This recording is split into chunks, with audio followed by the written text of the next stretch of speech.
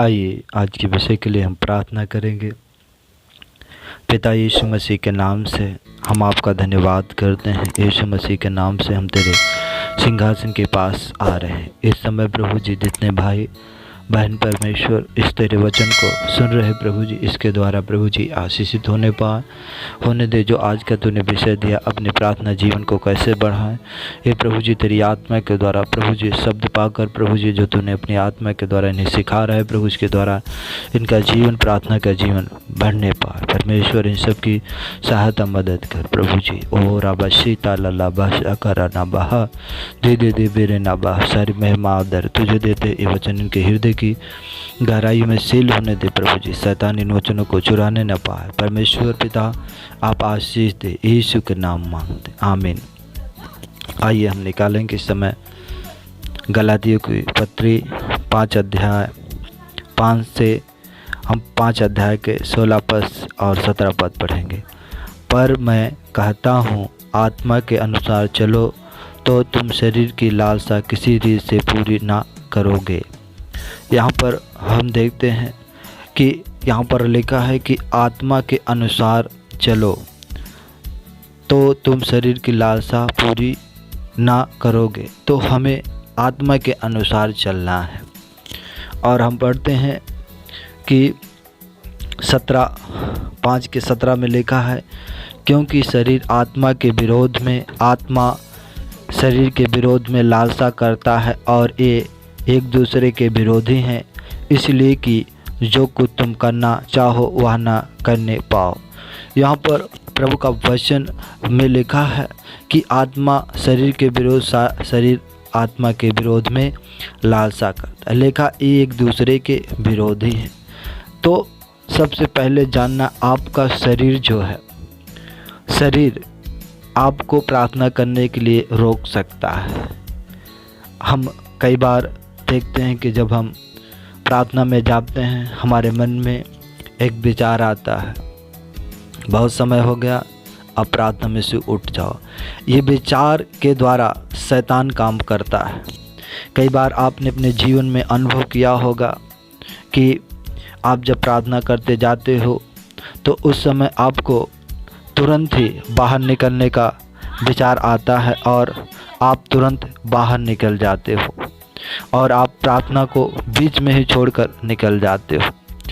हम अगर पढ़ते हैं, पवित्र स्थान के 3 भाग हैं। बाहर का हिस्सा पवित्र स्थान, अति पवित्र स्थान। हम देखते हैं कि जब हम प्रार्थना में बैठते हैं बाहर के हिस्सा में, वहाँ पर बहुत सारे आपके मन में, बहुत सारे दिमाग में बहुत सारी ऐसी भावनाएं आएंगी जो अब जब आप बाहर के हिस्से में हैं तो इस समय आपको कदापि, जब आपकी मन आपको बहकाता है, आप उस बहकावे में होकर अपनी प्रार्थना को ना छोड़े। आप उस समय आप क्या करो, अपने प्रार्थना में बैठे रहो। और हम पढ़ते हैं कि पढ़ते हैं 1 कुरिन्थियों 9 अध्याय के हम पढ़ते हैं 27 पद में पौलुस कहता है, पवित्र आत्मा के द्वारा जो यहाँ पर लिखा गया है, परंतु मैं अपनी देह को मारता कूटता और वश में लाता हूँ, ऐसा ना हो कि औरों को प्रचार करके मैं आप ही किसी रीत से निकम्मा ठहरो। यहाँ पर पौलुस कहता है कि मैं अपने शरीर को मारता और कूटता हूँ। मेरे प्रियो, सबसे पहले अगर आप चाहते हो कि आपका प्रार्थना का जीवन बैठे, तो जब आप प्रार्थना के कमरे में जाते हो उस समय आपको प्रभु के सामने जब बैठते हो तो आपको अपने समय को वहाँ पर देखना है, वो अपने नियंत्रण में लाने के लिए। जैसे पौलुस कहता है, मैं शरीर को मारता और कूटता हूँ, अपने वश में लाता हूँ। सबसे पहले आपका शरीर जो है, मन को शैतान पकड़ेगा और क्या करेगा, अपने विचारों को डालेगा और आपको जिस कोठरी में, जिस स्थान पर तुम बैठे हो, प्रभु की उपस्थिति में बैठे हो, खोज रहे हो प्रभु को, उस समय आपको वो प्रार्थना के कमरे से बाहर निकालने की कोशिश करेगा। उस समय आपको सावधान रहना है। ये प्रभु की ओर से नहीं, ये शैतान की ओर से जो आपको भावनाएं आ रही हैं कि बस आधा घंटा हो गया, बहुत प्रार्थना हो गई। आप जब इन भावनाओं को क्या करोगे, आप इनको अंगीकार नहीं करोगे, इनके स्वीकार नहीं करोगे, तो ये भावनाएं आपको कभी भी अपना गुलाम आपके ऊपर हावी होने नहीं पाएंगी। आपको सबसे पहले अपने शरीर की नहीं बल्कि आत्मा की सुनना है। उस समय जैसे जैसे आप बैठे रहते हो, अपने समय को बीतने दो। 1 घंटा, 2 घंटा, 3 घंटा, 4 घंटा, ऐसे ऐसे करोगे तो हम पढ़ते हैं प्रभु का वचन जो कहता है, हम पढ़ते हैं 1 कुरिन्थियों 9 अध्याय के 26 पद में, इसलिए मैं इस रीत से डरता हूँ परंतु लक्ष्यहीन नहीं। तो हमें क्या करना है, हमें दौड़ना है, हमें लक्ष्यहीन नहीं, हमें हमारा एक केंद्र बिंदु होना चाहिए कि आज हम परमेश्वर के सामने प्रभु की उपस्थिति में 3 घंटा, 4 घंटा, 5 घंटा, हम जितना निर्णय ले उतना हम समय बीतने तक हम परमेश्वर के चरणों में बैठे रहें, वहाँ पर हम परमेश्वर की महिमा करते रहें। वो ऐसे ऐसे करके जब आप बैठे रहोगे तो आप देखोगे कि धीरे धीरे आपके अंदर बाइबल में लिखा है कि हे इस्राएल के संतान, क्या जिस प्रकार मिट्टी कुम्हार मिट्टी के साथ काम करता है, क्या मैं तेरे साथ नहीं कर सकता। तो परमेश्वर आपके अंदर काम करना चाहता है, आपको बनाना चाहता है। तो आप जब परमेश्वर के चरणों में बैठे रहोगे और आप निरंतर प्रार्थना में बैठे रहोगे, धन्यवाद करो, स्तुति करो, उसकी बड़ाई करो, वचन को बोलो, ऐसे करके जितना मैं परमेश्वर की महिमा में धीरे धीरे अपने समय को आप बीतने दो। आप जैसे जैसे आप अपने समय को प्रभु को देना शुरू कर देते हैं, वैसे वैसे आप क्या करोगे, आपका प्रार्थना जीवन क्या बढ़ना शुरू कर देगा। आपका धीरे धीरे प्रार्थना का जीवन बढ़ना शुरू कर देगा। मैं आपको कुछ अपने जीवन से व्यक्तिगत कुछ गवाहियों को मैं बताना चाहता हूँ। एक ऐसा समय था जब मेरा प्रार्थना का जीवन कुछ भी नहीं था।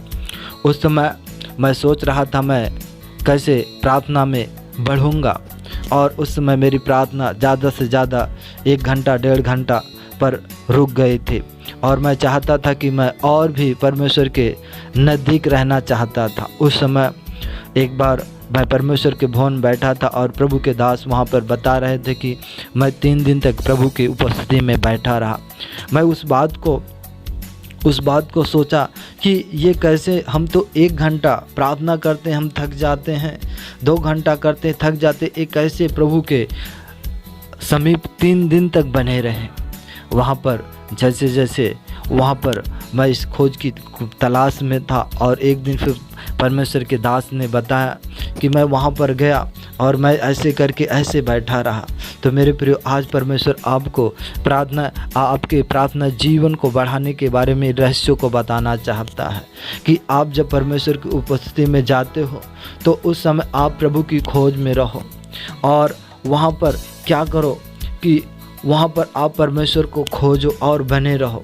जैसे जैसे हम देखते हैं प्रभु यीशु मसीह, लिखा है कि प्रभु ने कहा जागते रहो और प्रार्थना करते रहो ताकि तुम परीक्षा में ना पड़ो। हम देखते हैं कि प्रभु यीशु मसीह रात रात जाकर पहाड़ों पर जाकर क्या किया करते थे, प्रभु यीशु मसीह रात रात प्रार्थना किया करते थे ताकि वो क्या कर सके, पिता की आवाज़ सुन सके, अगले दिन के कार्यों को जान सके, पिता क्या चाहता है।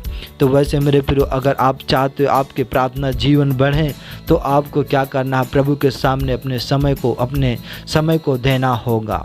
और हम पढ़ते हैं प्रभु के वचन में लिखा है, हम पढ़ते इब्रानियों 12 अध्याय में लिखा है, इस कारण जबकि गवाहों का ऐसा बड़ा बादल हमको घेरे हुए है, तो आओ हर एक रोकने वाली वस्तु और उलझने वाले पाप को दूर करके वह दौड़े जिसमें हमें दौड़ना चाहिए।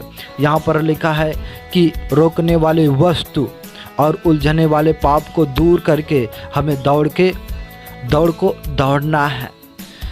और हम पढ़ते हैं 12 के 12 में लिखा है, और विश्वास के कर्ता और सिद्ध करने वाले यीशु की ओर ताकते रहें। हमें उस विश्वास के कर्ता सिद्ध करने वाले यीशु की ओर ताकना है। जब हम उसे निहारते हैं तो आप देखोगे कुछ दिनों में आप परमेश्वर की आत्मा से भर जाओगे और आपका प्रार्थना का जीवन भी बढ़ जाएगा। आप देखोगे आप अपने शरीर के ऊपर जय को पा सकोगे और आप देखोगे आपके ऊपर जो भी बंधन है, जो आपके ऊपर बंधन है, वो बंधन भी टूट जाएंगे और आप परमेश्वर की आत्मा से भर जाओगे। ओ आइए समय आँखों को बंद करेंगे, हम प्रार्थना करेंगे। पिता, हम धन्यवाद करते हैं प्रभु जी, इस समय जितने भी लोग प्रभु जी तेरे वचन को सुन रहे हैं, हर एक को तेरे बलवंत हाथों में सौंपते हैं। ओ प्रभु, जो तूने कहा परमेश्वर कि जागते रहो और प्रार्थना करते रहो, होने दे परमेश्वर। और जो आत्मिक रूप से प्रभु जी ये सो चुके हैं परमेश्वर, इस समय मांगते हैं प्रभु जी इनके अंदर प्रभु जी तेरी आग, ओ तेरी आत्मा की आग लग जाए। इसी समय पवित्र आत्मा इन सब को भरे प्रभु जी, जैसे ये वचन को सुन रहे प्रभु जी, होने दे अपने शरीर के ऊपर जय पाकर परमेश्वर, और उलझने वाले पाप को दूर करके और रोकने वाली वस्तु को दूर करके वो दौड़े जिसके लिए परमेश्वर तूने इन्हें बुलाया है। जितने भी लोग सुन रहे हर एक को तेरे बलवंत हाथों में सौंपते हैं। होने दे प्रभु जी वे उस मंजिल तक पहुंच सके, उस स्थान तक पहुंच सके जिसके लिए तूने इन्हें बुलाया है पिता। ओ परमेश्वर, इन्हें आशीष दे। ओ धन्यवाद करते हैं प्रभु जी। ओ इस समय हर एक जो मुझे सुन रहे हैं तेरे बलवंत हाथों में सौंपते हैं। पवित्र आत्मा प्रभु, जिस प्रकार तूने अब तक मेरी सहायता की, जो तूने कहा प्रभु मैं बच्चों के समान तुझे सिखाता चला जाऊंगा, वैसे प्रभु ये तेरे बच्चे इन्हें भी परमेश्वर आप सिखाएं। ओ प्रभु जी इन्हें ओ प्रार्थना के रहस्य के बारे में बताएं परमेश्वर। ओ जो तूने कहा प्रार्थना बहुत आसान है प्रभु जी, ओ जब ये समझ जाते हैं तो प्रार्थना इनके लिए बहुत सरल बन जाती है। पिता, हम धन्यवाद करते आशीष देने के लिए, यीशु के सामर्थ्य नाम में मांगते हैं, आमीन। सबको जय मसीह की।